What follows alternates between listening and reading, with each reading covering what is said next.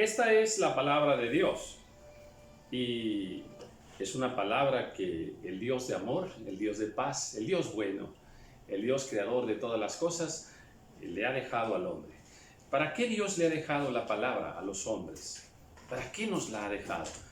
En primer lugar, para que sepamos que Él nos ama, que Él nos habla, que Él tiene un plan para nosotros, para que conozcamos su palabra, para que lo conozcamos a Él. ¿Para qué nos ha dejado su palabra?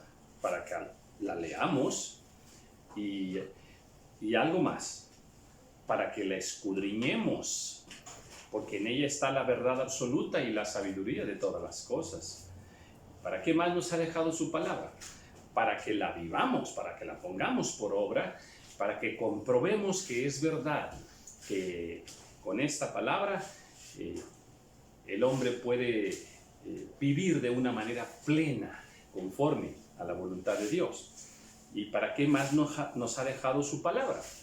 Bueno, para que la compartamos, para que la enseñemos a otros, o sea, que la aprendamos nosotros y que la enseñemos a otros y que les hablemos a otros de ese plan precioso que Dios tiene para nosotros y para todos los hombres de todas las generaciones. Bien, estamos leyendo el libro de Romanos y estamos emocionados, al menos yo estoy muy emocionado, sigo emocionado. Yo he leído el libro de Romanos muchas veces, pero sigo muy emocionado, sigo, cuando la leo, sigo así muy inspirado, ¿verdad? De lo que Dios me va a decir, de lo que Dios me va a enseñar. Entonces, pues es glorioso, es hermoso, es glorioso, ¿verdad? Terminamos el capítulo 9 y vamos a comenzar el capítulo 10. Hermanos, ciertamente el anhelo de mi corazón y mi oración a Dios por Israel es para salvación. Porque les doy testimonio de que tienen celo de Dios, pero no conforme a ciencia. Porque ignorando la justicia de Dios y procurando establecer la suya propia, no se han sujetado a la justicia de Dios.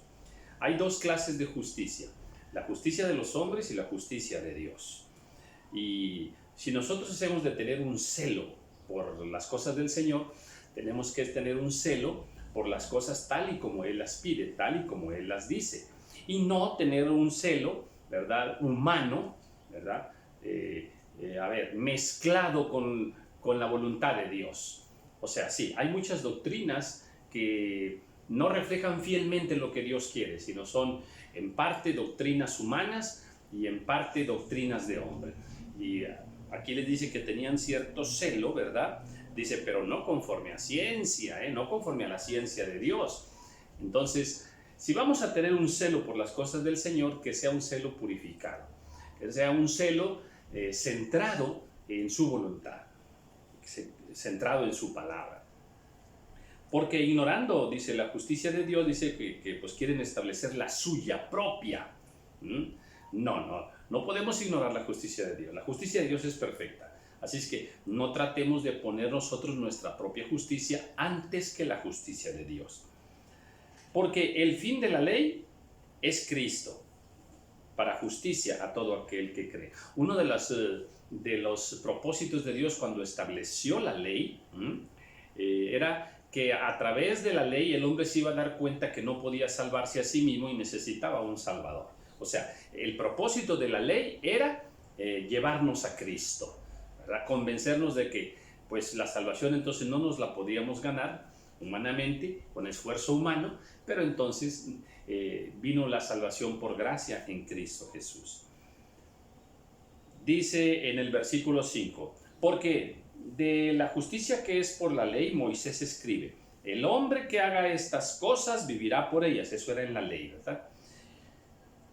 Pero la justicia que es por la fe, dice así, no digas en tu corazón quién subirá al cielo, esto es para traer abajo a Cristo, o quién descenderá al abismo, esto es para subir a Cristo de entre los muertos.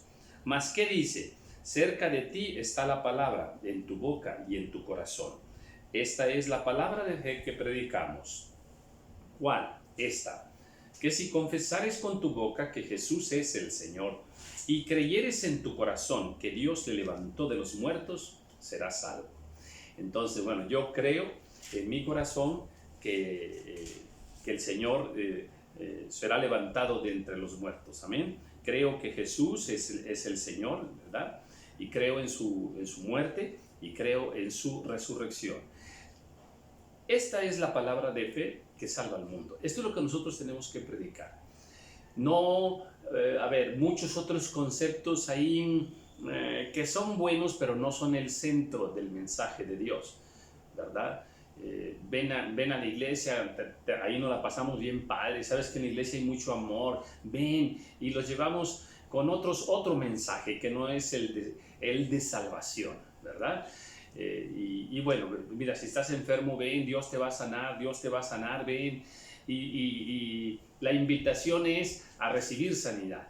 Otros la invitación es a recibir prosperidad. No, hombre, mira, es que Dios quiere ponernos por cabeza, no por cola. Dios nos da la victoria en todas las cosas, mira. Y empezamos, yo estaba derrotado, pero ahora yo estoy muy bien, estoy muy bendecido, estoy muy prosperado. Bueno, sí, pero ese no es el mensaje de salvación. Ese no es el mensaje de salvación, ¿verdad?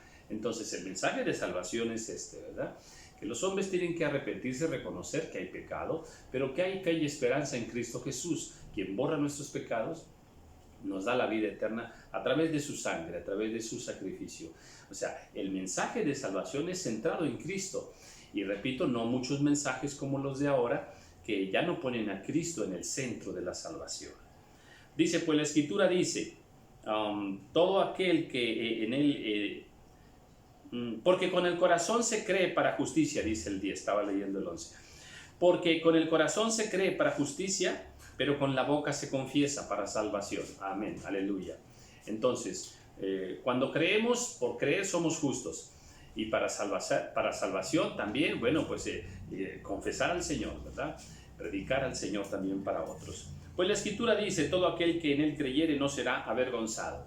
Qué hermoso es esto, ¿verdad? Saber que esa fe que tenemos en Cristo Jesús no nos va a avergonzar de ninguna manera, porque Jesús es verdadero, porque Jesús es fiel, porque el plan de Dios es perfectamente,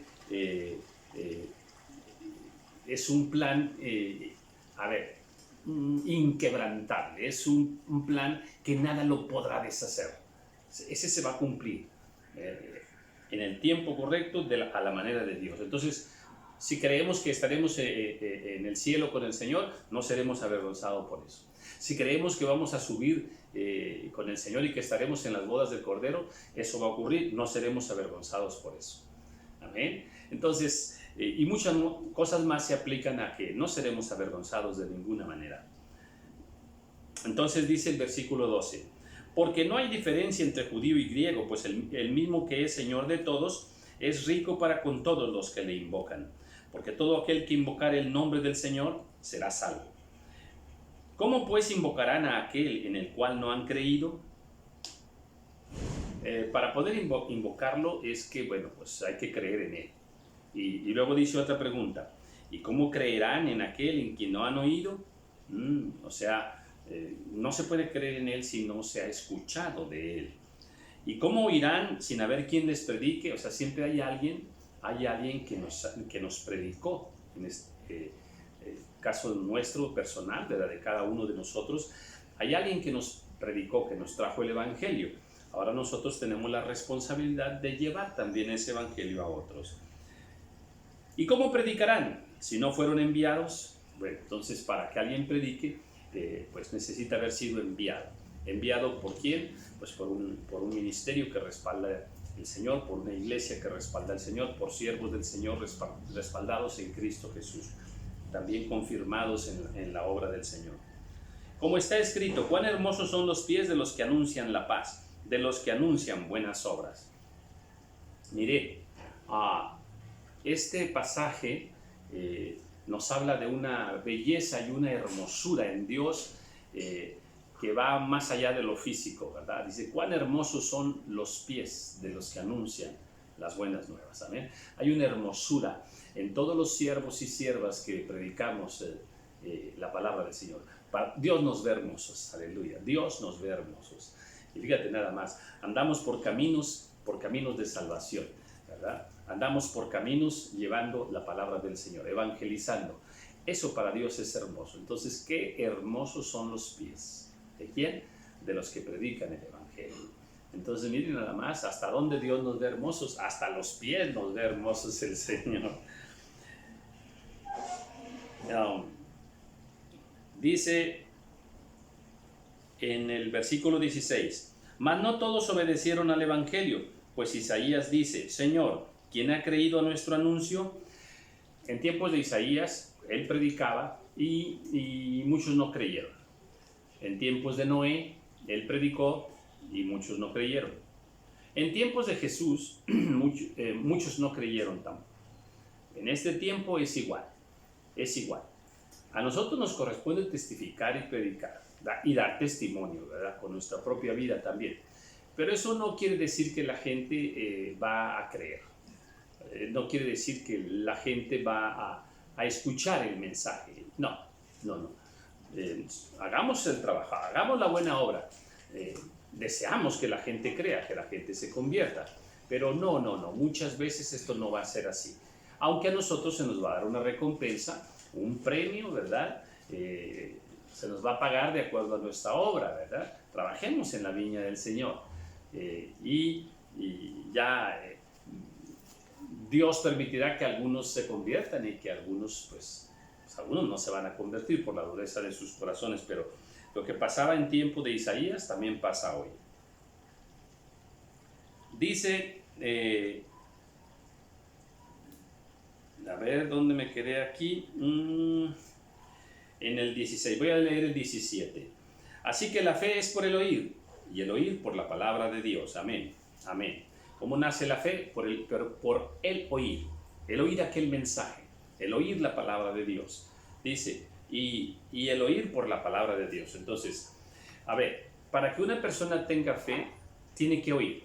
¿Para qué tiene que oír? Pues tiene que oír la palabra de Dios. Porque la fe es por el oír y el oír por la palabra de Dios. Entonces, si no es palabra de Dios lo que está escuchando, si no es palabra de Dios lo que está escuchando, entonces no va a haber fe. Pero digo, ¿no han oído? Antes bien, por toda la tierra ha salido la voz de ellos y hasta los fines de la tierra sus palabras. También digo, ¿no ha conocido esto Israel? Primeramente Moisés dice, yo os provoqué a celos con un pueblo que no es pueblo. Con pueblo insensato os provocaré. E Isaías dice resueltamente, fui hallado de los que no me buscaban, me manifesté a los que no preguntaban por mí. Pero acerca de Israel dice, todo el día extendí mis manos a un pueblo rebelde y contradictor. Sí, Dios amó y ama a su pueblo y se manifestó muchas veces a su pueblo y les envió profetas y vieron sus señales y los rescató muchas veces. Y bueno, a veces el pueblo de Dios se volvía a Dios, pero muchas veces se rebelaba contra Dios.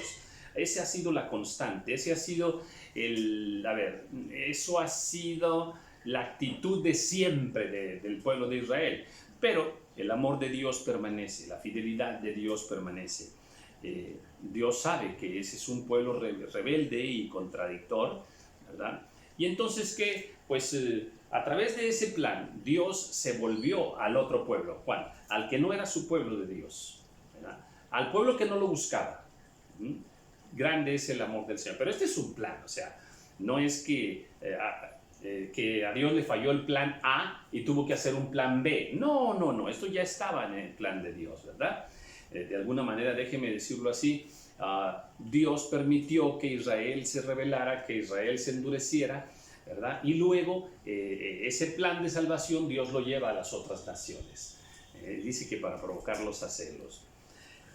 Vamos a entrar en el capítulo 11. Digo pues, ¿ha desechado Dios a su pueblo? A ver, por haberse portado así un poquito mal su pueblo, ¿ya Dios los desechó? Respuesta, en ninguna manera, porque también yo soy israelita de la descendencia de Abraham, de la tribu de Benjamín. ¿No ha desechado Dios a su pueblo, al cual desde antes conoció? ¿O no sabéis qué dice Elías, la Escritura? ¿O qué dice de Elías la Escritura? Cómo invoca a Dios contra Israel, diciendo: Señor, a tus profetas han dado muerte y tus altares han derribado. Ahí vemos, Israel era tremendo cuando se rebelaba contra Dios. Y solo yo he quedado y procuran matarme. Elías pensaba que nada más él quedaba y que todo Israel se había vuelto en contra de Dios. Pensaba Elías que nada más él era el único bueno, el único que le creía a Dios, el único fiel al Señor. Pero Dios ahí le da una sorpresa, ¿verdad? Dice: ¿pero qué dice la divina respuesta? Me he reservado 7,000 hombres que no han doblado rodilla delante de Baal. En aquel tiempo Israel tenía sus dioses, uno de ellos Baal, o sea, se fueron con Baal, o sea, despreciaron a Jehová de los ejércitos y se fueron con Baal. Y Elías seguía firme con Jehová, ¿verdad? Y Dios le sorprende cuando Elías dice: pues nada más quedo yo, Señor. Dice: no, yo me he reservado 7,000 hombres. Tengo todavía 7,000 hombres que ahí los tengo, misteriosamente escondidos. Dios los tiene, porque Dios es el que conoce los corazones. Me he reservado 7,000 hombres que no han doblado rodilla ante Baal. Aleluya. Entonces Dios siempre ha reservado un remanente fiel a Él. Su plan es perfecto. Dice en el versículo 5: así también en este tiempo ha quedado un remanente escogido por gracia. Y si por gracia, ya no es por obras. De otra manera, la gracia pues ya no es gracia. Y si por obras, ya no es gracia. De otra manera, la obra ya no es obra. ¿Qué pues? Lo que buscaba Israel no lo ha alcanzado, pero los escogidos sí lo han alcanzado y los demás fueron endurecidos. Como está escrito: Dios les dio espíritu de estupor, ojos que no ven y oídos que no oigan hasta el día de hoy. ¿Por qué una persona, en este caso, por qué Israel no, aunque miraba ahí las obras de Dios, el poder de Dios, aunque oía los mensajes que Dios le enviaba, por qué no creían? ¿Por qué no entendían? Dice aquí: porque Dios les dio un espíritu de estupor, un espíritu que no les permitía oír, que no les permitía entender, que no les permitía ver. Entonces, esto también pasa con muchas personas. Muchas personas tienen un espíritu de estupor. El enemigo de Dios, Satanás, pues ha cegado su entendimiento, ha cegado sus ojos, ha tapado sus oídos para que no oigan, para que no vean. Sus ojos están cegados. Eso también lo dice acá la Escritura, que ha sido cegado su entendimiento, ¿verdad? Entonces, sí, existe un espíritu de estupor. En el reino de las tinieblas existe un espíritu de estupor que bloquea el entendimiento, los ojos y los oídos espirituales, ¿verdad?, de muchas personas o de muchos pueblos, para que no conozcan al Dios vivo. Y David dice: se ha vuelto su convite en trampa y en red, en tropezadero y en retribución. Se han oscurecido sus ojos para que no vean, y agóbiales la espalda para siempre. Bien, David también confirmando que Dios mismo, ¿verdad?, podía permitir esta ceguera. Dios mismo podía permitir que un pueblo, después de entrar en mucha rebeldía, ¿verdad?, fuera cegado. Versículo 11. Digo pues: ¿han tropezado los de Israel para que cayese? En ninguna manera. Pero por su transgresión, o sea, por su rebeldía, por rebelarse ellos contra Dios, vino la salvación a los gentiles para provocarles a celos.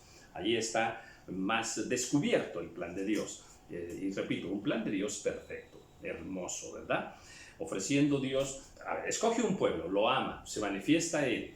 Luego ese pueblo se rebela contra Dios, ¿verdad?, por su misma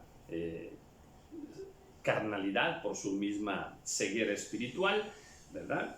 Y Dios, los deja por un tiempo, los abandona, déjeme decirlo así. Y entonces viene Dios por los gentiles, por los otros que no estaban en la lista del pueblo de Dios, todas las demás naciones. Y bueno, esto es porque el amor de Dios es sobre todas las naciones. Otra vez, a ver, el amor de Dios es sobre todas las naciones, sobre los 5 continentes, pero en su plan, primero escoge una nación, ¿verdad? Y permite que se rebelen contra él, y entonces, vamos a decir, los hace a un lado y ahora nos ofrece la salvación a todas las naciones. No quiere decir que Dios ya desechó a Israel en ninguna manera. De hecho, más adelante vamos a ver que Dios se vuelve de una manera especial, recordando el pacto que hizo, ¿verdad? Porque Dios tiene un pacto, Dios no rompe el pacto. Cuando Israel se convierte en rebelde contradictor contra Dios, Dios no está rompiendo el pacto, ahí lo rompe Israel, pero Dios siempre permanece fiel al pacto. Y si su transgresión, o sea, el hecho de que pecaron los de Israel, es la riqueza del mundo, fíjate bien, el hecho de que ellos hayan fallado, ahora para nosotros es la gran riqueza, porque ahora obtenemos salvación. Y su defección, la riqueza de los gentiles, cuanto más su plena restauración, ándale, ya está hablando ahora de que vendrá restauración en Israel. O sea, Dios no los desechó para siempre. Porque a vosotros hablo, gentiles, ahora nos está hablando a nosotros. Por cuanto yo soy apóstol a los gentiles, honro mi ministerio. Honro mi ministerio. Ahí me detengo, a lo mejor me salgo un poquito de lo que estaba yo, del hilo de enseñanza que tenía, pero honro mi ministerio. A ver, cuando Dios nos da un ministerio para servirle en el área que Él permita, tenemos que desarrollar un ministerio que tenga como propósito inicial, ¿verdad?, honrar a Dios, ¿verdad? Y tener un ministerio cuidadoso, un ministerio, un ministerio que agrade al Señor, un ministerio que también, ¿verdad?, en el que podamos nosotros estar cumpliendo la voluntad de Dios, la encomienda que Dios nos ha dado. Este es un ministerio honroso,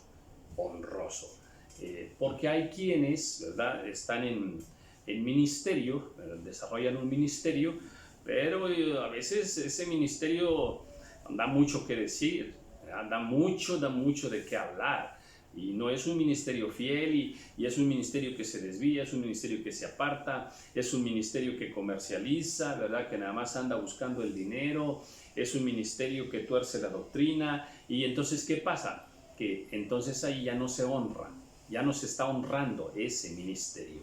Entonces, si hay un ministerio para servir a Dios, hay que cuidar que ese sea un ministerio honroso. Amén. Bien. ¿Dónde estamos?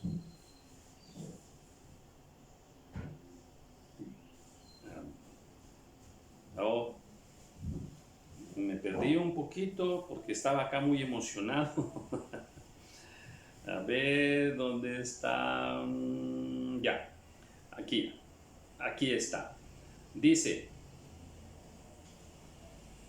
es el versículo 13, ¿verdad? Honro mi ministerio. Sigo adelante en el 14. Por si en alguna manera pueda provocar a celos a los de mi sangre y hacer salvos a algunos de ellos. Porque si su exclusión es la reconciliación del mundo, ¿verdad? O sea, el haberlos echado fuera, Dios los echa fuera, pero eso era nada más para ahora, traer al resto del mundo. ¿Qué será su admisión sino vida de entre los muertos? O sea, otra vez, Dios está pensando en volver a admitirlos. Si las primicias son santas, ellos eran santos, ¿verdad? Eran las primicias de Dios. También la masa restante, o sea, nosotros ahora somos santos. Y si la raíz es santa, ellos son la raíz, ¿verdad? Dice, también lo son las ramas, somos nosotros ahora las ramas. Pero, a ver, el plan de Dios comienza con Israel. Israel es el pueblo de Dios. Aunque haya fallado y Dios los haya desechado, sigue siendo el pueblo de Dios. La promesa sigue con ellos. Nosotros somos las ramas que nos pegamos a la raíz. Eso no lo debemos olvidar nunca, ¿eh? Pues si algunas de las ramas fueron desgajadas y tú, siendo olivo silvestre, has sido injertado en lugar de ellas y has sido hecho participante de la raíz y de la rica savia del olivo, No te jactes contra las ramas, y si te jactas, sabe que no sustentas tú a la raíz, sino que la raíz te sustenta a ti. Bueno, o sea, nunca Israel ha sido olvidado de Dios. Nunca Israel ha sido desechado para siempre. Qué bueno que a nosotros nos alcanzó la salvación, pero el plan de Dios con Israel sigue firme. El amor de Dios con Israel sigue firme. Eso no cambia, ¿eh? Eso no cambia. Es más, déjame decírtelo de una manera que pueda causar un poquito de polémica doctrinal, pero no, a ver, haz de cuenta, déjame decirlo así en una frase muy sencilla. Es como si Dios ama más a Israel que a nosotros los gentiles. Déjame decirlo de esa manera. Dios tiene cierta preferencia con Israel, ¿verdad?, que a nosotros los gentiles, ¿verdad? Porque su plan está firme. Ellos son la raíz, ¿verdad? Y nosotros pues alcanzamos, ahí de pasadita alcanzamos la salvación. Ahora, ¿Dios nos ama? Desde luego que sí, Dios nos ama, ¿verdad? Que hay muchos israelitas que pues no actúan dignamente, pues sí, también, ¿verdad? Y si algún gentil actúa bien lleno del Señor, apegado al Señor, amando al Señor, sirviendo al Señor con todo su corazón, pues tiene gran estima y gran recompensa de parte de Dios, ¿verdad? Esto es así. Pero no olvidemos que ellos son la raíz y nosotros somos ramas pegadas a la raíz. Pues las ramas, dirás, fueron desgajadas para que yo fuese injertado. Bien, por su incredulidad fueron desgajadas, porque un tiempo no le creyeron a Dios, ¿verdad? Pero tú por la fe estás en pie. Amén. Nosotros aquí estamos. Seguimos adelante por la fe. No te ensoberbezcas, sino ten. A ver, no tengamos una actitud de desprecio nosotros para con Israel. No creamos que nosotros los gentiles, los de la iglesia de este tiempo, ¿verdad?, somos mejores que ellos. No nos envanezcamos con eso, ¿eh? No entremos en una soberbia espiritual. Eso debemos nosotros considerarlo, porque en el contexto bíblico así nos lo muestra el Señor. Él sigue teniendo su plan y su amor perfecto por su hijo predilecto, que es Israel. Amén. Todo el plan de la Biblia está basado en Israel. Todas las profecías giran en torno a Israel. Israel es quien tiene la palabra de Dios. Amén. Los años se cuentan en el calendario de Israel, no en el calendario romano nuestro, ¿ok? Entonces, veámoslo de esa manera, Israel sigue siendo el centro del plan perfecto de Dios. El reloj profético de Dios gira con Israel, no con el mundo. Entonces sí, pues Dios no los desecha. Dice, porque si Dios no perdonó a las ramas naturales, a ti tampoco te perdonará. Ay. Las ramas naturales son ellos. Nosotros somos las ramas artificiales puestos en el árbol de Israel. Entonces, si Dios no perdonó a las ramas naturales, cuidado, si nosotros nos ensoberbecemos como Israel lo hizo, también a nosotros Dios nos puede dar, Mira pues la bondad y la severidad de Dios. Ay. La severidad ciertamente para con los que cayeron, pero la bondad para contigo, si permaneces en esa bondad, pues de otra manera tú también serás cortado. Aquí hay una enseñanza hermosa. Dios tiene dos caras. Dios tiene dos caras. Una cara bondadosa y una cara severa, O sea, si nos portamos bien, entonces vamos a ver la cara bondadosa de Dios. Pero como cuando un hijo se porta mal, entonces viene el padre de familia y le dice, ¿qué hiciste? ¿Por qué hiciste eso? No te dije que no. Entonces es la cara severa, igualito con Dios. Otra vez, no creamos que Dios es un Dios, es un viejito bonachón, bien bueno, que a todos nos dice que sí, que nunca, no, ese no es Dios. Dios tiene dos caras, la cara de bondad y la cara de severidad. Es severo, es duro. Entonces, portémonos bien para que veamos esa cara bondadosa del Señor siempre. Y dice, y aún ellos, si no permanecieren en incredulidad, o sea, si se arrepienten de su rebeldía y de su incredulidad, serán injertados. O sea, Dios los restaura otra vez. Pues poderoso es Dios para volverlos a injertar. Porque si tú fuiste cortado del que por naturaleza es olivo silvestre, y contra naturaleza fuiste injertado en el buen olivo, fíjate bien. Aquí nos habla Dios cómo usa esta simbología de las plantas, ¿verdad? De los injertos. nosotros fuimos injertados, ¿verdad?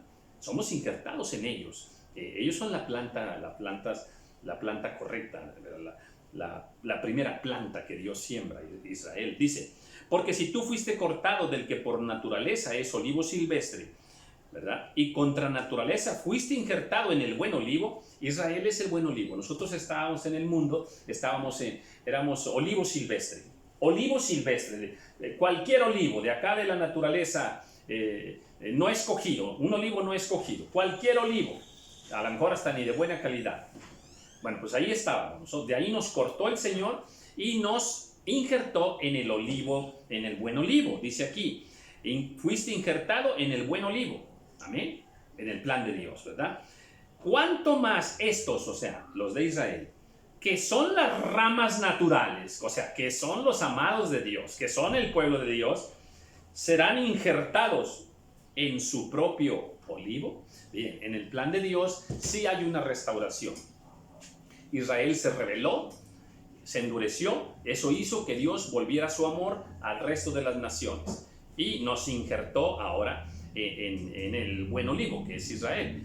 Ahora, Israel, Dios tiene un plan para que Israel vuelva en sí y recapacite. Y cuando Israel recapacite, ¿verdad? Entonces Dios lo vuelve a tomar y entonces continúa su plan maravilloso. Termina el tiempo de los gentiles e Israel será restaurado a plenitud. Amén. Y continuará el plan del Señor. Bien, bueno, dejamos aquí capítulo 11, a mediados del capítulo 11, y bueno, continuaremos más adelante. Muchas bendiciones.